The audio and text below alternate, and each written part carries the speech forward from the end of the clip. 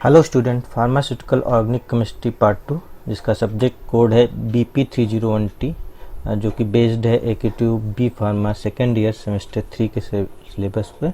इसका 24th lectures में लेकर आया हूँ। इसके पहले आप लोग 23 लेक्चर्स स्टडी कर चुके हो, जिसमें लेक्चर 1 से लेकर के 10 तक मैंने यूनिट 1 में बेंजीन के बारे में आप स्टडी की। फिर लेक्चर 11 से 21 तक आप लोगों ने phenol, aromatic amines and aniline के बारे में स्टडी की। और लास्ट 2 लेक्चर्स में आप लोगों ने यूनिट 3 के बारे में फैट्स एंड ऑयल के बारे में स्टडी की। आज हम लोग स्टार्ट करेंगे करंट लेक्चर्स में significance and principle of acid value. Actually में क्या होता है, जो फैट्स एंड ऑयल्स होते हैं ये आपके इनके कुछ पैरामीटर्स बनाए गए हैं जिनको हम लोग एनालिटिकल वैल्यू के नाम से जानते हैं। तो इनके लिए टेस्ट किया जाता है कि जो फैट्स एंड ऑयल्स हैं उसकी इम्प्योरिटीज़ उसमें है कि नहीं है, या फिर कितना प्योर है। तो इसके लिए कुछ वैल्यूज़ फाइंड की जाती हैं। उसमें से एक मोस्ट इम्पॉर्टेंट वैल्यू है एसिड वैल्यू, जिसका आप लोगों का प्रैक्टिकल भी लैब में करना है, इसलिए डबल इम्पॉर्टेंट हो जाता है। तो हम यहाँ पे दोनों तरीके से बात करेंगे इसकी, एज अ थ्योरी एंड साथ में इसका प्रैक्टिकल कैसे लैब में करोगे, उसका प्रोसीजर क्या होगा, उसको भी डिस्कस करेंगे। तो एसिड वैल्यू का जो प्रिंसिपल है या फिर एसिड वैल्यू की जो डिफिनेशन है वो इस प्रकार है।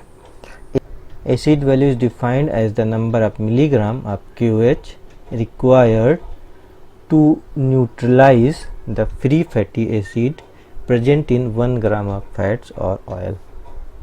तो मेन पॉइंट है इसमें 1 ग्राम फैट्स या ऑयल लिया जाए, इसको न्यूट्रलाइज करने के लिए जितने मिलीग्राम QH सोल्यूशन लगता है वो आपका एसिड वैल्यू कहलाता है।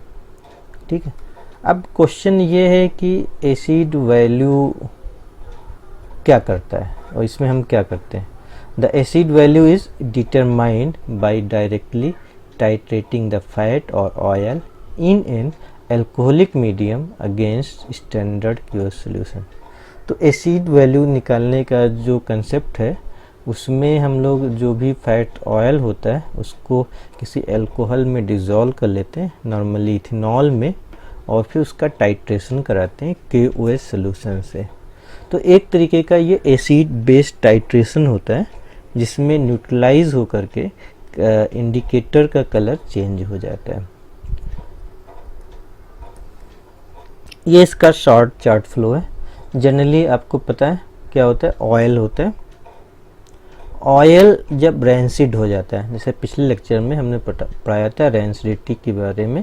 रैंसिडिटी के बारे में मैंने बताया कि जो ऑयल्स हैं अगर ये लॉन्ग टर्म के लिए एयर के एक्सपोजर में या लाइट के एक्सपोजर में या बैक्टीरियल डिकम्पोजिशन अगर उसमें होता है और ये शॉर्ट चेन फैटी एसिड में कन्वर्ट हो जाते हैं, जैसे ब्यूटायरिक एसिड या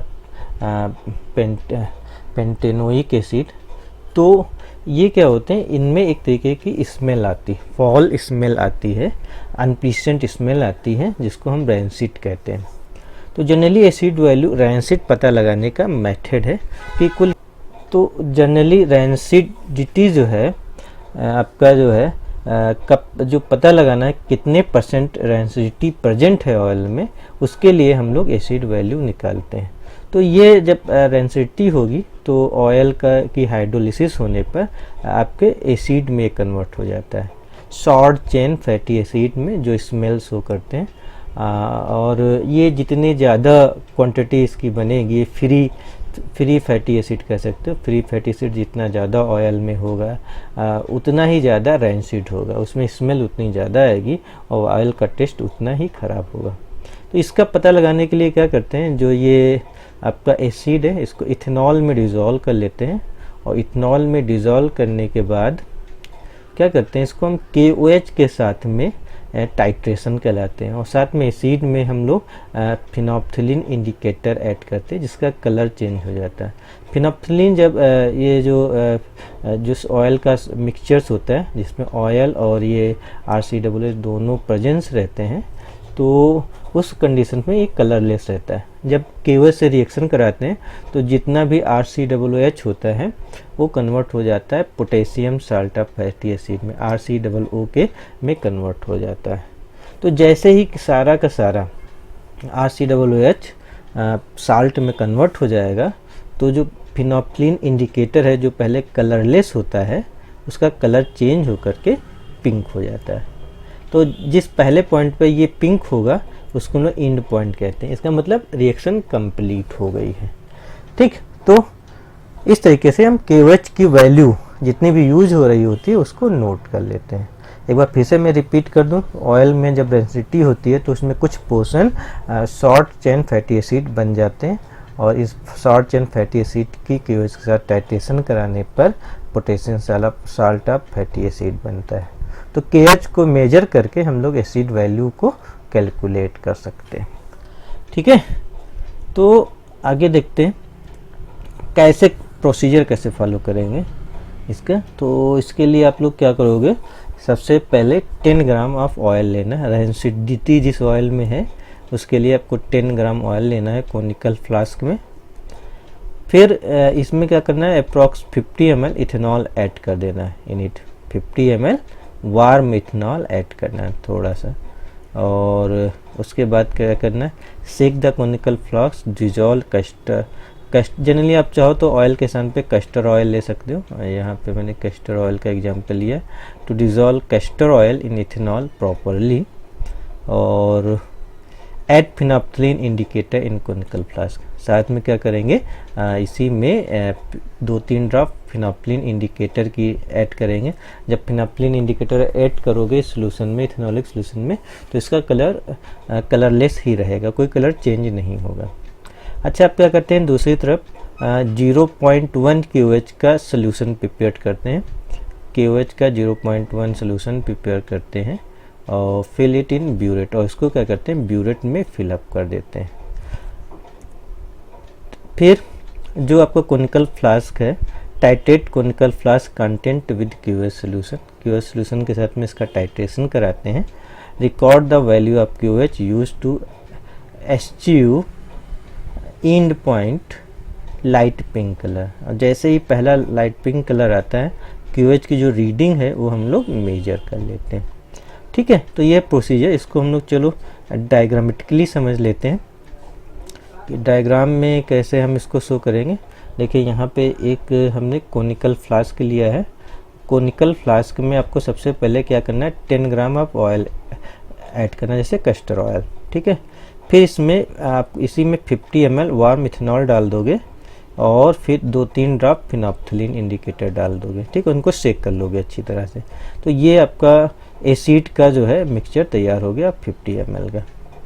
दूसरी तरफ क्या करते हैं, एक आपको मेजरिंग फ्लास्क लेना है। ये मेजरिंग फ्लास्क है, इस पे एक यहाँ पे क्या होता है, हमेशा एक सर्किल बना होता है जो एग्जैक्टली इसकी वैल्यू को शो करता है। जनरली मेजरिंग फ्लास्क आपके 100 ml या फिर 250 ml के लैब में अवेलेबल होते हैं। यहाँ पे हमने ये 100 ml का मेजरिंग फ्लास्क लिया और जो इसका साइन बना होगा यहाँ पे, तो इसका मतलब 100 ml तक, यहाँ तक अगर वाटर फिलअप करोगे तो 100 ml का सॉल्यूशन बन जाएगा। अब क्या करना है, आपको 0.1 KOH का सॉल्यूशन बनाना है। 0.1 N KOH सॉल्यूशन प्रिपेयर करना है। अब क्वेश्चन है 0.1 KOH सॉल्यूशन कैसे प्रिपेयर करोगे, तो इसके लिए आपको फार्मूला लगाना पड़ेगा W = ENV/1000, जहाँ पे E इक्विवेलेंट वेट है, N नॉर्मलिटी है, V वॉल्यूम है। ठीक है, और चूंकि ml में सॉल्यूशन बना रहे हो तो इसको 1000 से डिवाइड किया जाता है। W = ENV/1000 फार्मूला लगाएंगे। और यहाँ पर देखिए जो E है इक्विवेलेंट वेट, KOH का इक्विवेलेंट वेट जो है आपका इसके मॉलिक्यूलर वेट के बराबर होता है। तो इसका अप्रॉक्सीमेट 56 मॉलिक्यूलर वेट होता है, तो 56 ले लेते हैं। और हमें बनाना है 0.1 नॉर्मल सॉल्यूशन बनाना है, तो 0.1 पुट करोगे। और आपका जो मेजरिंग फ्लास्क है वो 100 ml का है, तो आप क्या करोगे 100 ml यहाँ पे पुट करोगे तो वॉल्यूम 100 ml हो गया, नॉर्मलिटी 0.1 हो गई और QH का इक्विवेलेंट वेट आपका 56 हो गया। तो इसको कैलकुलेट करके निकल के आता है 0.56 ग्राम QH। तो आपको 0.56 ग्राम QH वे करना है और इसको क्या करना है, इसमें जो मेजरिंग फ्लास्क है इसमें ऐड कर देना है, ठीक। और फिर इसमें वाटर डाल करके जो लेबल साइन बना हुआ है उस साइन तक इसको जो है वाटर फिलअप करके इसको डिज़ोल्व कर लेना है 0.56 डिस्टिल वाटर को। इस तरीके से आपका 0.1 नॉर्मल QH सोल्यूशन बन जाएगा। अब नेक्स्ट टाइम पे क्या लेना है, एक आपको स्टैंड लेना है। इस स्टैंड में आपको एक ब्यूरेट लगाना है। ये आपका ब्यूरेट, ये आपका यहाँ पे ब्यूरेट लगा हुआ है तो यहाँ पे आप ब्यूरेट लगाओगे और क्या करोगे, इस ब्यूरेट में आपको ये जो 100 ml वाला सोल्यूशन है उसको फिलअप कर देना है इसके मार्क 0 तक, यहाँ तक आपको फिलअप कर देना है। यहाँ पे ये 0 मार्क शो करता है आपका, ठीक है। आप फिलअप करने के बाद ये जो आपका मेजरिंग जो आपने सोल्यूशन बनाया था एसिड का उसको लाना है इसके नीचे और इसको यहाँ पे ड्रॉप वाइज को ओपन करके यहाँ पे ड्रॉप वाइज इसको इसमें ऐड करना है। जब इसमें आप ड्रॉप वाइज ऐड करोगे तो देखोगे हल्का सा जैसे ही डालते हो हल्का सा पिंक कलर आता है, सेक करते हो पिंक कलर आपका गायब हो जाएगा। तो इसको आपको करते रहना है, करते रहना है। एक समय ऐसा आएगा कि इसका पिंक, जैसे ड्रॉप डालोगे सेक करने के बाद उसका पिंक कलर गायब नहीं होगा और ये आपका पिंक कलर का ही रहेगा आपका, ठीक है। तो मान लिया ये कितना QH यहाँ पे यूज हो रहा है वो आपको नोट कर लेना है। यहाँ पर देखो मैंने एरो लगाया, मान लिया यहाँ पर ये रीडिंग आ गई तो यहाँ पर की जो भी रीडिंग हो 10 ml, 11 ml, 11.5 ml वो आपकी रीडिंग नोट कर लेनी है एज ए V। यही QH की रीडिंग है जो QH की रीडिंग है जो एसिड को न्यूट्रलाइज करने में यूज़ हो रही है। इस रीडिंग के बेसिस पर हम जो है एसिड की जो है रेंसिटी के लिए एसिड वैल्यू फाइंड कर सकते हैं, ठीक है, क्लियर। चलो आगे चलते हैं। अब हमें कैलकुलेशन कैसे करना होगा एसिड वैल्यू के लिए। तो एसिड वैल्यू कैलकुलेट करने के लिए हम लोग ये फार्मूला EnV/W फार्मूला यूज करते हैं, EnV/W। यहाँ पर जो E है आपका इक्विवेलेंट वेट ऑफ QH है, इक्विवेलेंट वेट ऑफ QH 56.1 होता है। इक्विवेलेंट वेट निकालने का जो फार्मूला होता है इक्विवेलेंट वेट इक्वल टू इसमें मॉलिक्यूलर वेट आप QH लोगे और अपान में नंबर ऑफ OH मॉलिक्यूल रहता है। OH के जितने मॉलिक्यूल होते हैं उससे हम लोग डिवाइड करते हैं। तो यहाँ पे इसका OH का एक ही मॉलिक्यूल है तो आप 56.1/1 करोगे तो आपका इसका इक्विवेलेंट वेट निकल के आ जाएगा, ठीक है। तो जितना मॉलिक्यूलर वेट होगा वही इसका इक्विवेलेंट वेट होगा। अगर OH यहाँ पे 2 होते तो आपकी इक्विवेलेंट वेट इसका हाफ हो जाता है। तो इक्विवेलेंट वेट रखना है और दूसरी तरफ इसकी जो नॉर्मलिटी है QH की ये तो हम लोगों ने बनाई है अपने हिसाब से, तो 0.1 बनाई तो 0.1 इनपुट करोगे। फिर उसके बाद वॉल्यूम ऑफ QH सोल्यूशन, पीछे जो अभी हम ब्यूरेट में रीडिंग देख रहे थे V निकल के आता है, जो वहाँ भी ब्राउन कलर का था यहाँ भी ब्राउन कलर का, वो रीडिंग यहाँ पे लिखनी है। ml use to obtain in point, ठीक। वॉल्यूम ऑफ QH सोल्यूशन कितना यूज हुआ है वो रखनी है और साथ में वेट ऑफ ऑयल यूज़ कितना लिया है। तो आपने 10 ग्राम पीछे ऑयल लिया हुआ था तो जितने ग्राम कैस्टर ऑयल या फिर कोई दूसरा ऑयल लोगे टाइट्रेशन के लिए तो उसकी वैल्यू यहाँ पे पुट करेंगे। ई पुट करोगे 56 या 56.1, नॉर्मलिटी 0.1, ब्यूरेट की जो रीडिंग आ रही होगी वो यहाँ पे पुट करनी है और वेट ऑफ ऑयल यूज्ड जितने ग्राम लिया गया वो यहाँ पे पुट करना है। तो इन सबको पुट करके कैलकुलेट कर लेंगे, ऐसे आपकी एसिड वैल्यू निकल के आ जाएगी, ठीक है। तो यह है एसिड वैल्यू कैसे निकाली जाए। अब मेन इम्पॉर्टेंट पार्ट होता है जनरली सिग्निफिकेंस क्या है एसिड वैल्यू का।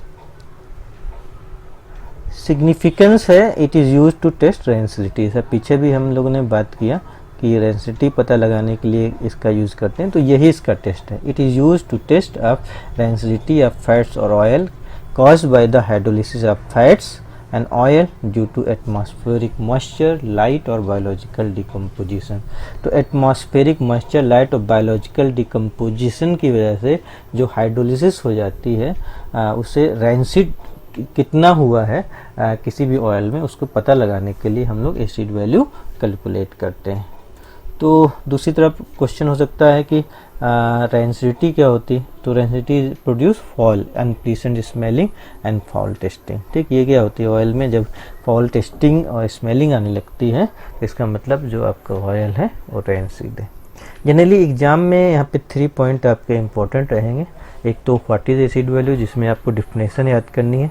दूसरा, इसको कैलकुलेट कैसे करेंगे उसका फार्मूला याद होना चाहिए।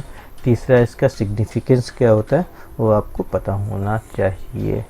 ठीक है, तो ये तो था एसिड वैल्यू। इसको दोनों पर्पज़ के लिए तैयार करना है।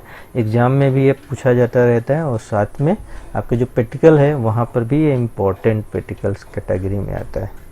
इसी कंटिन्यूएशन में हम लोग नेक्स्ट लेक्चर को जारी रखेंगे और एनालिटिकल्स वैल्यू में नेक्स्ट वैल्यू सैफोनिफिकेशन वैल्यू के बारे में हम जानेंगे।